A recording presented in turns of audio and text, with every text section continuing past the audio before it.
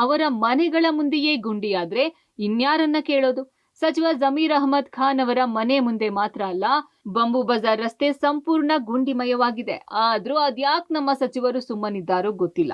ಇವರ ಮನೆ ಹತ್ತಿರವೇ ಹೀಗಾದ್ರೆ ಜನರ ಸಮಸ್ಯೆ ಇವರಿಗೆಲ್ ಕೇಳುತ್ತೆ ಅಂತಾರೆ ಸಾರ್ವಜನಿಕರು.